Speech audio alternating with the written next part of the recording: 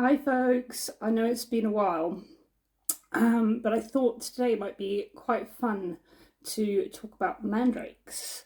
So I have a mandrake outside, which I'll introduce you to in a bit, and I feel like it needs a repot. So I thought it might be quite good to have a look at what a mandrake actually looks like, because most of us have probably never seen one in real life. So we'll do that in a bit. So this piece of artwork here was done by a very good friend of mine and gifted to me very kindly.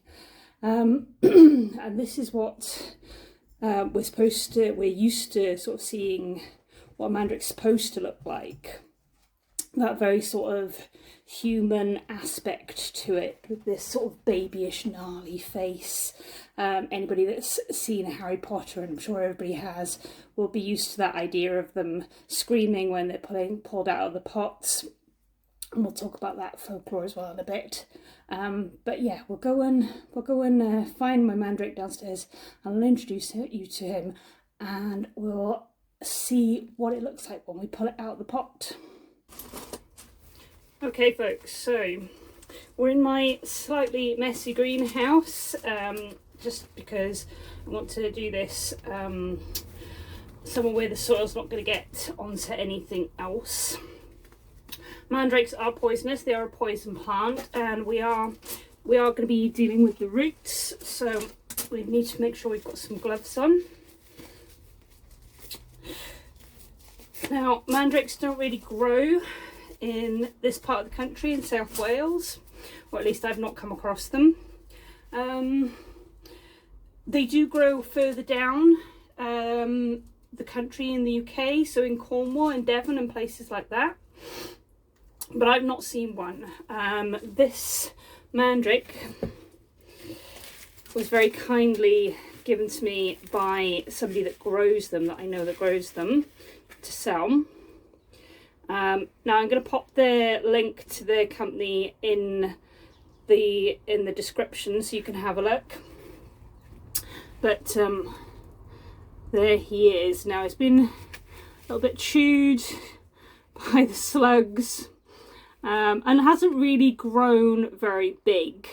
So this is one of the reasons why I think needs to be repotted. So we are going to pull this out. Now, anybody that knows the mythology around mandrakes will know that supposedly when you pull them out of the ground, they scream so loud that they can kill you. Now, traditionally, back in the olden days, they used to use dogs to do this. They would tie the mandrake to a dog, and the dog would have to pull it out of the ground. The theory being that if the mandrake screamed, it would kill the dog, not the person. Not very kind, but that's what they used to do. But I have a theory that I think this is because mandrakes were very, very well prized. They're very, very valuable. And I think that this particular mythology came about because they were so valuable and people didn't want just the common folk digging up their own. So they came up with this mythology that, you know, you couldn't dig up your own, that you would have to get somebody else to do it for you, a professional. So there you go. I haven't seen this little dude before.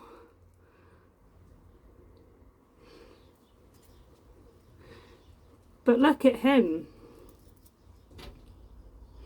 I hope you can see this properly on the camera.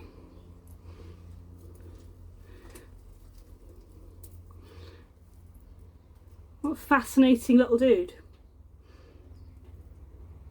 So I'm gonna give him a new home in a new pot. So these were, as I said, these were really prized magically and medicinally.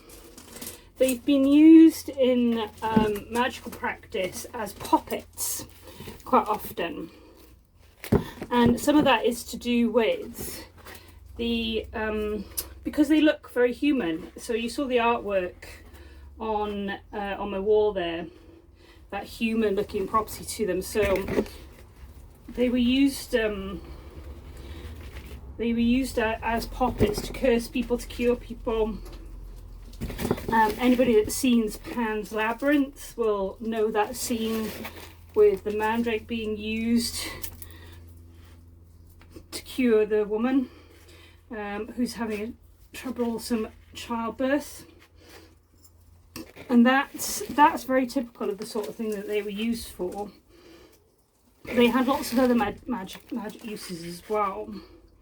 And then medicinally, they were used as painkillers. So like a lot of our poison herbs, they've got really, really strong analgesic and pain-killing properties and sedative properties as well. So they were used, they're quite often used as painkillers and as sedatives.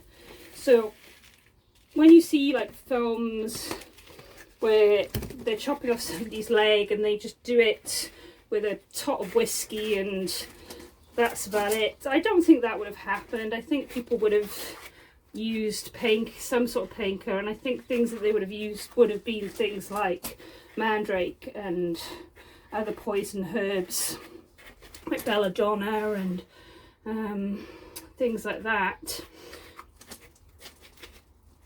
So they definitely would have been used medicinally. So this is in a new pot there now. And they have quite a strong link to the dreaming and the dream world mandrakes. They have the most amazing, because they're in the same family as belladonna and that sort of thing. They have these amazing flowers, purple flowers and berries that come up on them, which I haven't had the pleasure of seeing yet, but I'm hoping that now we've put this in a bigger pot and he can go and live outside, he'll be much happier. So let's go and pop this outside now, shall we? So here you go, our mandrake in his nice new pot. Hopefully he will be happy in here. So some of the other folklore around this is one of the things that would have been included in flying ointments. So the legendary flying ointments that people would use as psychotropic agents, supposedly. People used to carry these in amulets, apparently, to ward off evil as well. So back to that thing of them being incredibly valuable in the Middle Ages, and they're even referenced in the Bible, these. So really, really ancient plants, really, really really good to get to know, really interesting plants. So I'm hoping that this is going to be a bit happier in this bigger pot, and we might get to see some flowers at some point. But I hope you've enjoyed meeting the mandrake today, and I'll see you on the next one.